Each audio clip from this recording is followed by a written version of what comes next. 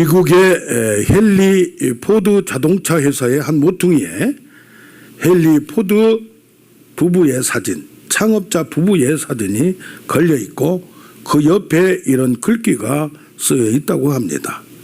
남편 포드는 믿음으로 꿈꾸는 자이고 아내는 믿음으로 기도하는 사람이었다.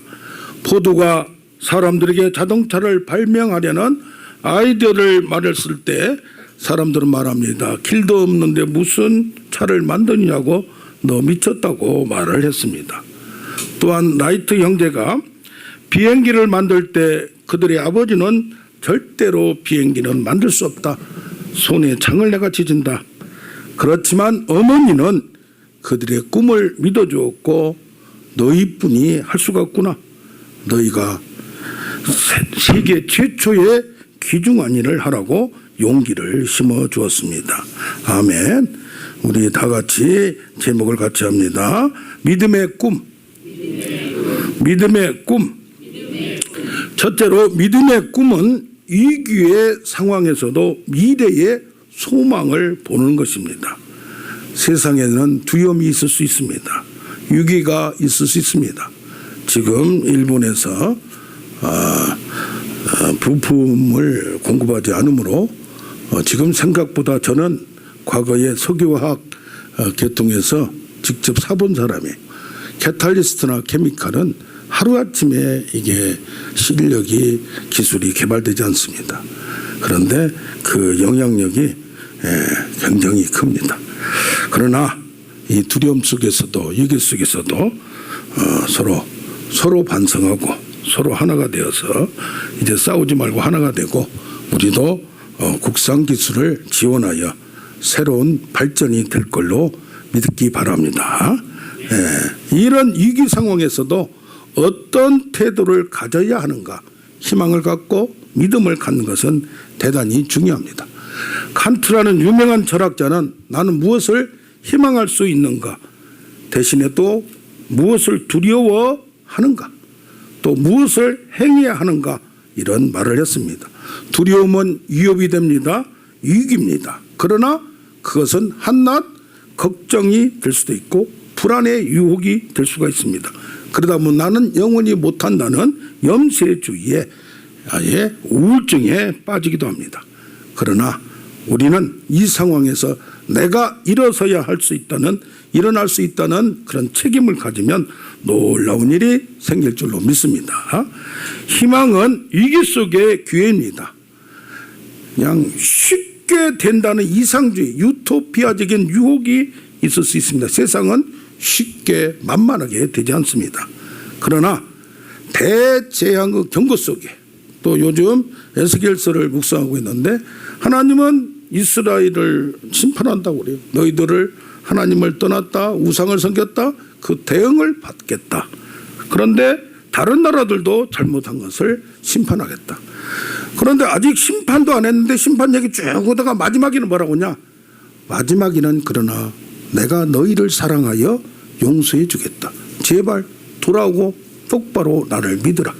간음한 여자같이 나를 떠나지 말라.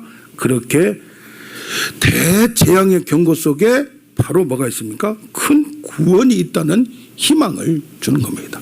그래서 하나님의 징계와 채찍질은 우리를 고치려는 교정적 목적이지 우리를 잘 되려는 목적이지 미워서 하는 것이 아닌 것입니다. 아멘.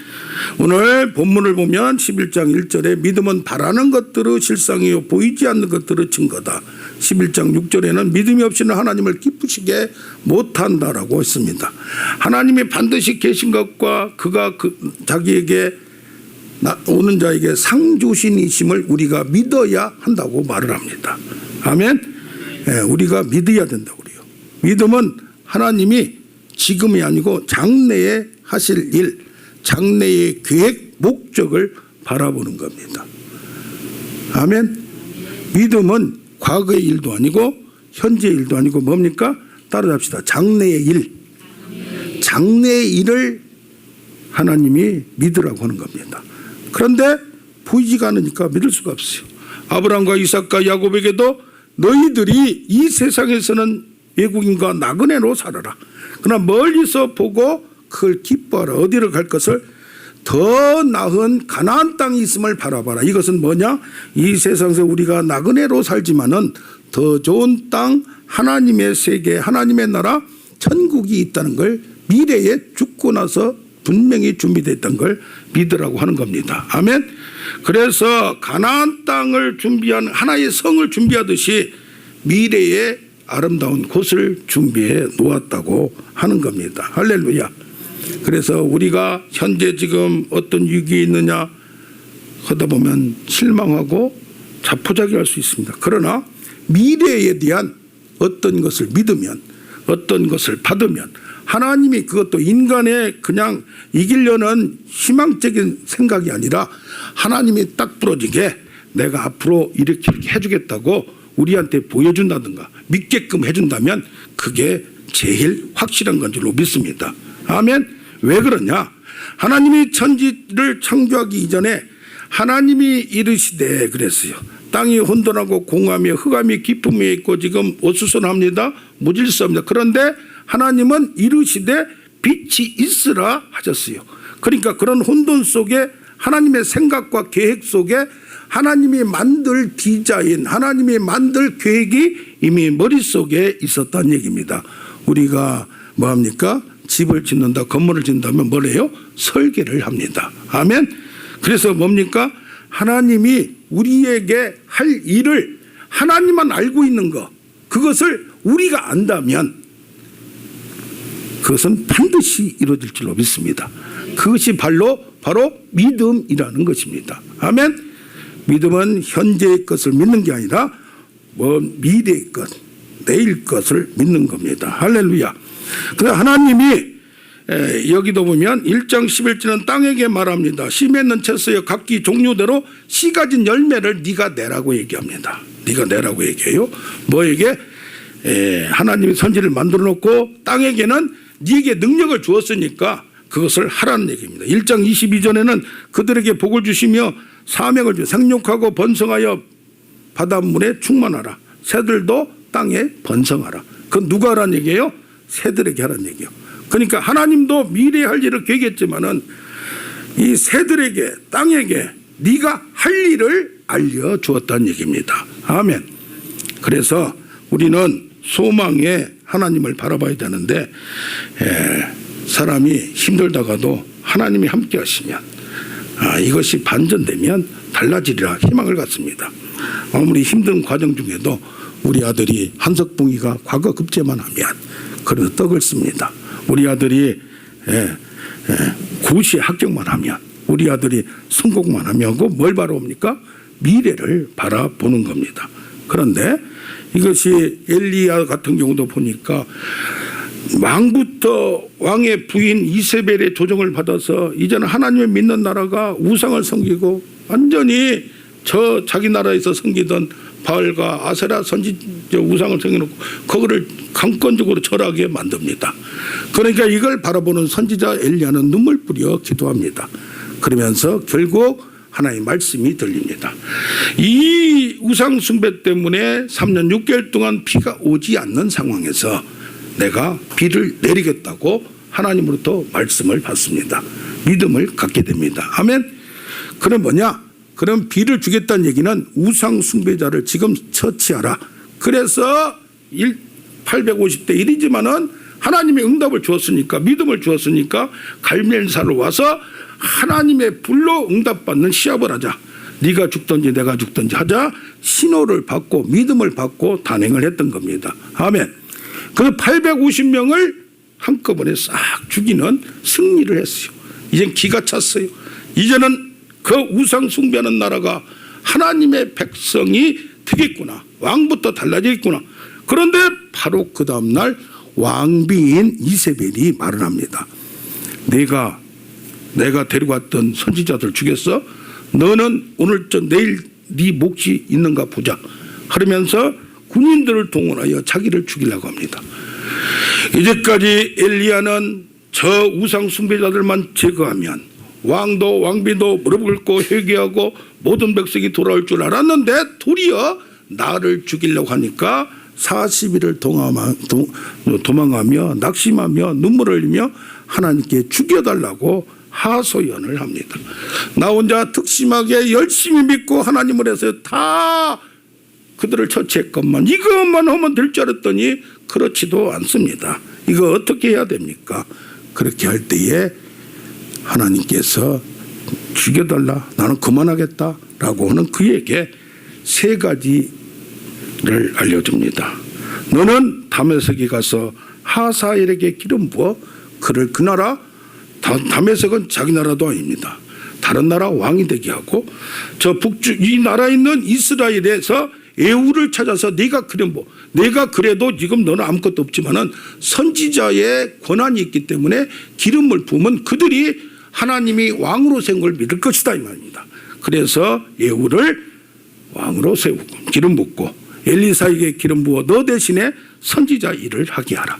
아멘. 그러므로 말미암아 이 엘리야가 나는 이것만 하면 끝날 줄 알았는데 이세벨 때문에 푹 꺼져버리고 나를 죽여달라고 했던 나에게 하나님의 계획은 따로 있구나. 할렐루야.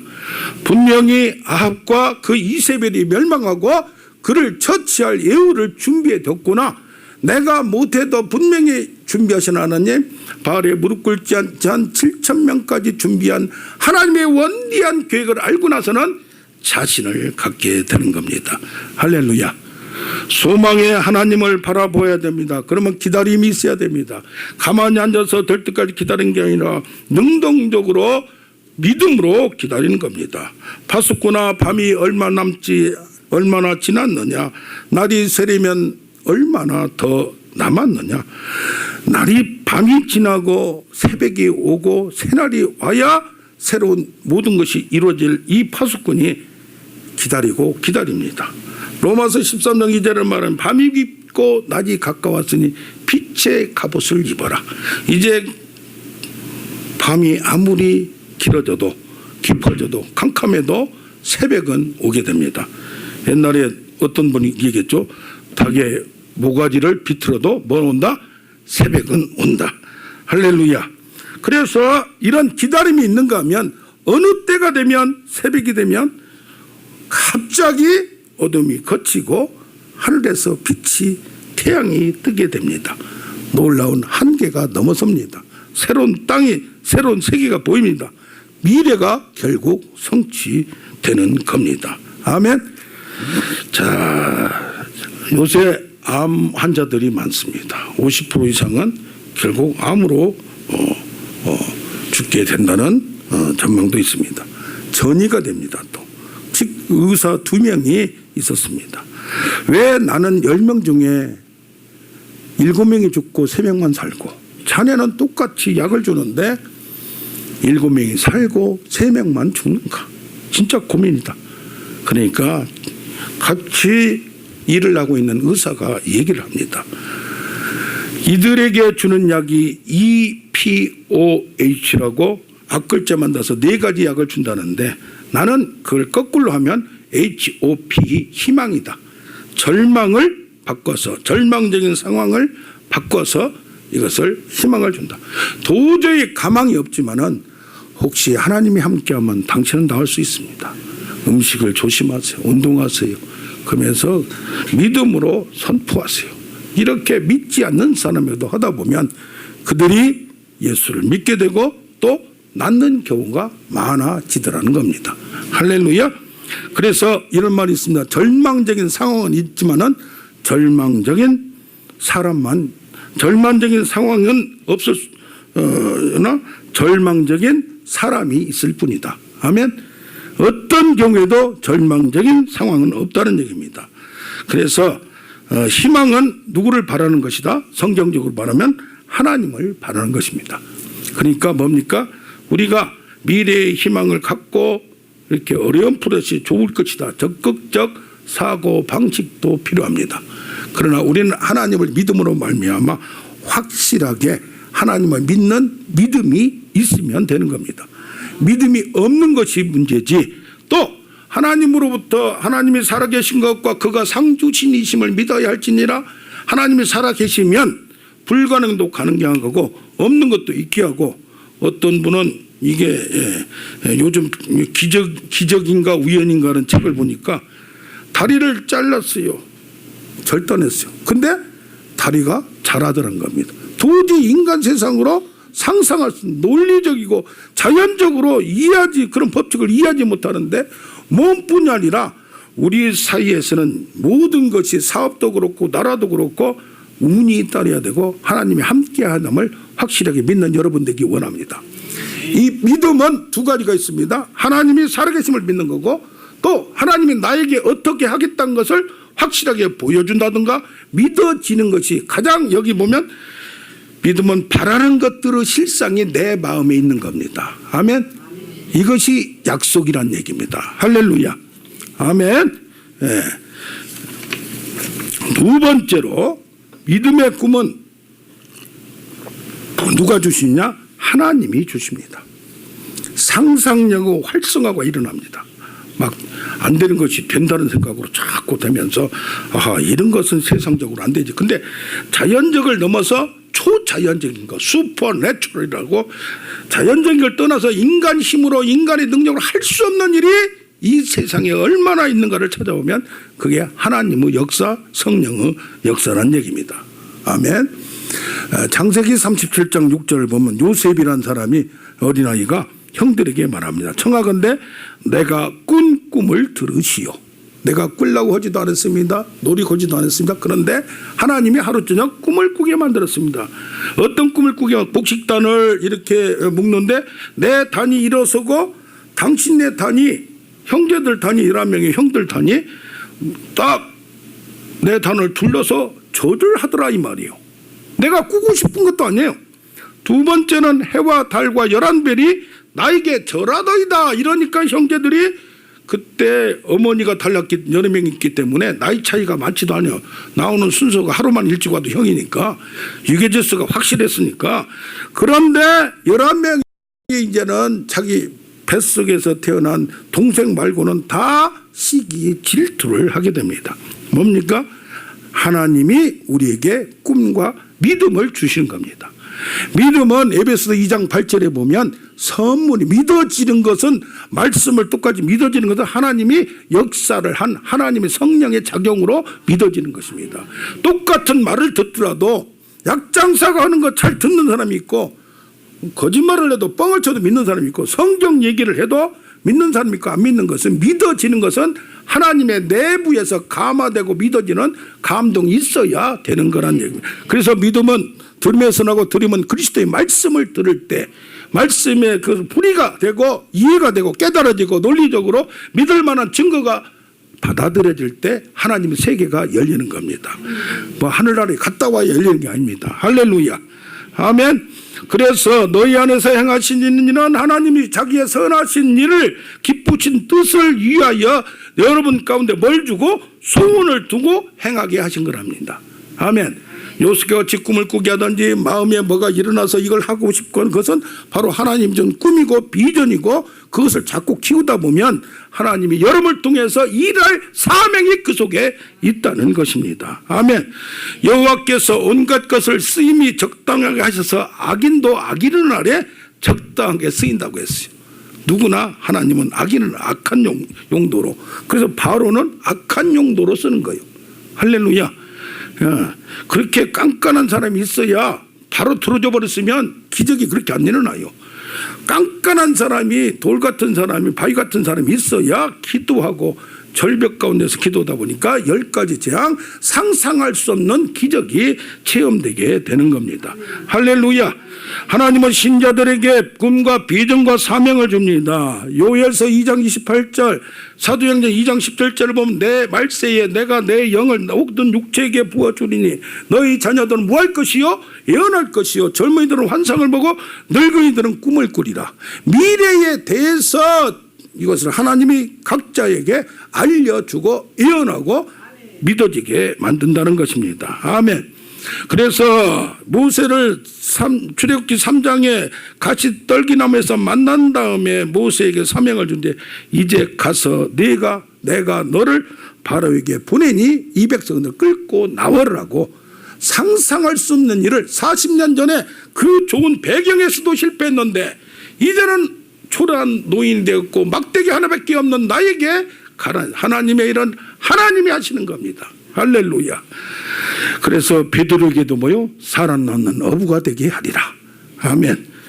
바울에게도 갑자기 다메섹에서 보이시면서 왜 저런 악랄한 자를, 박해자를, 예수 믿는 자를 죽이는 그를 그렇게 큰 은혜를 주셨는가 했더니 뭐라고 말합니까? 바로 사도행전 9장 15절에 바울은 내 이름을 위하여 이방인과 임금들 이스라엘 백성들에게 하나님을 전하고 보여줄 택한 나의 그릇이다. 그가 내 이름을 위하여 얼마나 고난을 받아야 할 것을 내가 그에게 보이면서 훈련시키면서 사용하리라. 아멘.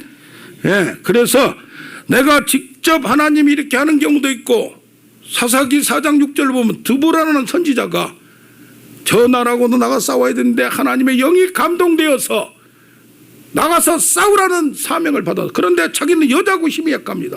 그 힘 있는 바락에게 너는 나가서 싸우다가 사람을 보내어 바락을 불러다가 이같이 하나님이 명령하지 않았느냐고 독려하고 그 일을 하게 만듭니다. 아멘. 하나님이 직접 깨닫게 할 때도 있지만은, 알려주지만은 사람을 통해서도 역사하는 하나님을 믿기 바랍니다. 요한복음 16장 13절은 너는 성령은 오직 들은 것을 말하며, 누구한테 들은가? 하나님으로 들은 걸 말하며 장래 일을 알리시리라. 그러니까 예언이란 건 뭡니까? 미래에 될 일을, 지금 그 한순간에 될 일을 중간에는 뭐요? 생략. 그러니까 그동안에 어려움이 있다든가 그런 건 딱 생략하고 하나님은 영광 받을 거, 상 받을 거 쨍하고 해뜰 날만 이 얘기를 하는 겁니다. 아멘. 그래서 그 과정 중에 어려움이 있더라도 쨍하고 해뜰 날 그때를 바라보고 기다릴 수 있는 믿음을 주는 겁니다. 아멘. 예, 그래서 이사야서 61장 1절을 누가복음 4장 18절부터 보면 주의 성령이 임하심으로 말미암아 활성화가 되어 상상이 되어 예언자들도 상상력이 풍부해져요. 뭐 이래서 안 된다 저래서 안 된다 하는데 하나님이 깨닫게 해줘요. 뭐 머리를 풀어줘요. 생각을 풀어줘요. 할렐루야. 주의 영이 있는 것에는 자유함이 있느니라. 주의 진리 말씀이 있는 것은 자유함이 있느니라. 인간의 생각으로 내가 이까지 살아왔던 이성적이고 논리적이고 자연적인 법칙이 나를 다 막고 있는데 하나님의 세계에서 예수계를 주의 영이 이끄심에 저기 예루살렘도 갔다 오고 천국도 갔다 오고 하나님의 세계를 보니까 인간 세계에서 하나님의 세계가 펼쳐질 때 놀라운 일이 생길 수 있음을 믿게 된다는 얘기입니다. 할렐루야. 주의 영이 임하시면 어떤 일이 나느냐? 가난한 자에게 좋은 소식이다. 가난한 자는 그 당시에 가문으로 서기관이나 뭐 땅이 많거나 종교 권력이나 대제사장이나 이런 권력이 아니면 이스라엘 국가에서는 살아남을 수가 없었어요. 부자가 될 수가 없어요. 흑수저가 갑자기 금수저가 될 수가 없어요. 그러나 이런 가난한 자에게 아름다운 소식, 너도 부자가 될 수 있다. 너도 재벌이 될 수 있다. 이런 소망을 주는 겁니다. 마음이 상한 자, 보르된 자, 갇힌 자에게 자유와 해방을 주고 상처를 치유하고 자신 있게 우울증이 아니라 이걸 인해서 더 멀리 바라볼 수 있고 회복하는, 그래서 하나님의 보복은 안에는 악한 자에게 심판이 있는가 하면 하나님의 일을 따르는 자 믿는 자에게는 구원과 놀라운 영광과 존귀와 칭찬이 있음을 믿는 우리가 되기를 원합니다. 그래서 뭐라고 말합니까? 신약에서는 그걸 재해석하여 뭐라고 합니까? 요한복음의 사도세례 요한이 오실 이가 당신이니까 감옥에서 나는 죽어가는데 내가 세상 죄를 지고 하나님의 어린 양이라고 당신을 소개했는데 지금 하는 거 보니까 잔치집에 가서 얻어먹기 나오고 좋은 힘 바른 소리 나오고 그게 뭡니까? 그랬더니 제자들이 올 때 내가 하고 보여진 일을 보고 가서 얘기하라. 어떤 일이냐? 병든 자가 고침을 받고 죽은 자가 살아나며 봉사가 눈을 뜨게 되고 귀머리가 듣게 되고 벙어리가 말을 하게 되는, 구약에서 이런 일이 이사야서에 보면 날 때부터 안 되는 것을 될 수가 없는 일을 하나님은 만든다는 것입니다. 할렐루야. 아멘. 초자적인 사건이 일어난다는 얘기입니다. 미국의 텍사스라고, 저도 거기를 가본 적이 있는데 정육공장이 많고 바로 옆에가 유전이 많이 나요. 거기서 호텔 사업을 하던 어느 청년이 대공황 1920년 30년대 전체 대공황이 왔어요. 그래서 호텔 사업의 85%가 부도가 났어요. 투자자들이 하려면 돈이 또 투자자들이 있을 거 아닙니까? 환불을 해달라는데 돈이 없어요. 그때에 다 망해가는 그 시점에 어머니가 어릴 때 하신 말씀이 생각납니다. 시편 18장 1절에 하나님은 피난처 요새시요 바위시요 하나님은 구원이시라.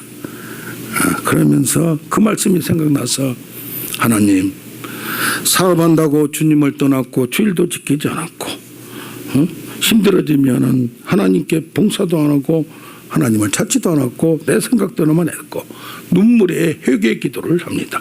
그러면서 그때 어떤 생각이 들었냐? 에라 모르겠다. 마지막 기회로 투자자들에게 솔직하게 호소를 한번 하자. 이것도 하나님이 주신 생각인 줄로 믿습니다. 그래서 투자들을 다 모아놓고 설명을 합니다. 이자까지 원금까지 한 푼도 한 톨도 내가 하지 않고 다 나중에 드릴 테니 좀 기다려줄 수 있겠습니까? 근데 그분들이 한 분들이 얘기합니다. 아직 젊은이가 싹수가 있구만. 그래서 좀 보태줍시다. 또 힘들 텐데 조금 우리가 할 수 있는 대로 좀 도와줍시다 하면서 이렇게 일어났던 게 콘레드 힐튼 호텔. 힐튼 호텔이 저기 남산에도 있고 여기저기 유명한 데 있죠. 거기 창업자인 것입니다. 아멘. 그래서 뭡니까? 믿음의 꿈은 하나님이 주신 거고 성령께서 활성화를 시키면 어떤 생각으로 창조적인 아이디어가 우리에게 나타날 줄로 믿습니다. 세 번째로 믿음을 유지하려면 하나님의 꿈이 실현되려면 깨어 있어야 된다는 얘기입니다. 그러려면 어떻게 해야 되냐? 기도를 지속해야 된다는 얘기입니다. 그래서 그러면 우리가 믿음이란 건 미래에 대해서 어떤 사건을 딱 사진 찍듯이 나한테 확신을 줬든지 보여줬든지 천국에 가는 것도 미래의 사건을 우리가 믿음의 고백으로 확신하는 거예요. 아멘. 그런데 믿음이 지속될 필요가 왜 있는가? 그냥 믿음이란 건 좀 왔다 갔다 하는 거지. 그런데 아브라함의 경우도 상황의 악화 속에서도 아니 하나님은 된다고 하는데 뭐요? 90살 가까이 되는 할머니한테서 아들이 난다고 하는데 사라한테는 도저히 나는 좀 뭐가 지가 살아있는 것 같은데 저거는 안 될 것 같은데 믿음이 약해지지 아니하고 믿음이 없어 하나님 약속을 의심하지 않고 믿음이 견고하게 노력을 하고 만들었다는 얘기입니다. 도저히 안 믿어져요. 안 믿어져. 약속하신 그것을 능히 이룰지를 확신했는데 믿으려고 하는데 믿어질 때 있고 안 믿어질 때가 그때 뭘로? 하나님의 말씀으로 기도로 이것을 자꾸 승화시키고 하나님과 깊이 들어가는 그것을 뭐라 그래요? 창세기 15장 6절에 여호와에게 의로 여기셨다고 말합니다. 아멘. 믿음을 우리가 지속해 나가는 것은 하나님의 은혜를 주셔야 될 만한 나도 그걸 지속하려는 의지가 있어야 된다는 얘기입니다. 그래서 이런 말이 있습니다. 기도하라. 누구께? 하나님께. 노동하라. 어디에서? 세상에서. 하나님이 꿈을 주시고 어떤 믿음을 주시고 기도의 소원을 주셨으면 하나님께 기도하고 내가 또 할 수 있는 일을 미리 준비하고 내가 가만히 있으면 하나님이 뚝 떨어져서 먹여준 게 아니라 그걸 할 수 있는 생각을 갖고 노력을 시작을 하라는 얘기입니다. 깨어 있으라는 얘기입니다. 아멘. 할 수 있겠니? 무슨 일이냐? 믿는 자에게는 능치 못함이 없다고 했는데 왜 우리는 제자들에게는 안 됩니까? 예수님한테는 나는 안 됩니까? 그때 뭐라고 하면 기도 외에는 이런 일이 나타날 수 없다. 왜 깨어 있어야 하나요? 유혹에 빠지지 않도록 향후 오고 있는 도래되는 모든 생각과 하나님의 생각과 하나님의 계획을 내가 알아서 기회가 왔을 때 딱 잡아야 된다는 얘기입니다. 기회를 줬을 때 이 사람이 나를 보내준 사람이다. 이런 현상, 지금 환경을 이건 내가 잡아야 될 상황이다.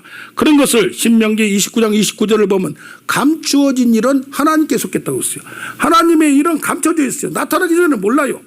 하나님의 계획이나 모든 생각과 모든 계획은 꿈은 그러나 우리에게는 세상에 나타날 때야 우리가 알게 된다는 얘기입니다. 아멘. 깨어있어야 될 건 뭐냐? 감추어진 하나님의 세계, 그리스도 임재 성령의 역사 현장에서 그것이 나타났을 때 도망가지 않고 흘려보내지 않고 딱 캐치.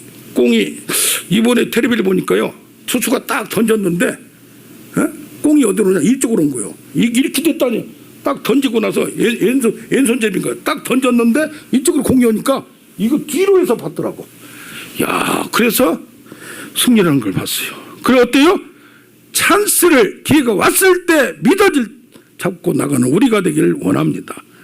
그래서 창세기 18장을 보면 아브라함은 천사가 나타나 은혜 받기 위해서 그 뜨거운데 여름철에 어디에서 중동에서 쿠웨이트 가보면요 55도 이상은 일을 안 하도록 돼 있어요. 55도가 수치로 넘을 때가 있어요. 그럼 발표를 어떻게 하느냐? 54.95 이렇게 해가지고 일을 하게 만드는 거예요. 그게 어떻게 해야 돼요? 그런 뜨거운 데서 여름에 뜨거울 때 뜨겁다고 돼 있어요. 은혜의 하나님의 은혜를 은혜의 장소에서 은혜의 사람이 왔을 때 기회가 왔을 때 포착하려고 떠나지 않고 기다리고 있는 우리 아브라함을 봅니다. 아멘. 믿음의 꿈 비전은 반드시 누가 성취한다? 하나님이 하는 겁니다. 믿음의 꿈 비전은 소원입니다. 하나님이 주신 믿음의 응답으로 확신을 줍니다.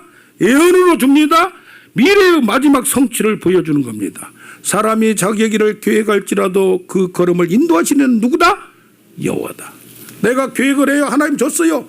그러나 나를 그걸 성취하도록 걸음 어디 목적지는 정해졌어요. 근데 내 걸음을 이리 걸음 한 걸음을 인도하시는 하나님이심을 믿는 자 되기를 원합니다.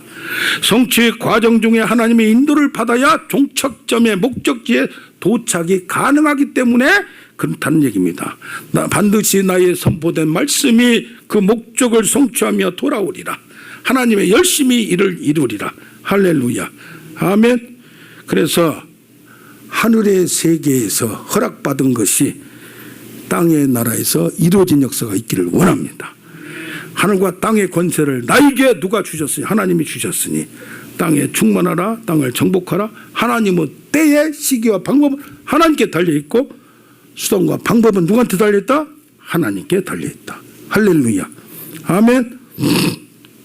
이번 주에 보니까 두 가지가 나와요. 케네디가의 저주가 나와요. 케네디가의 저주. 케네디 가문에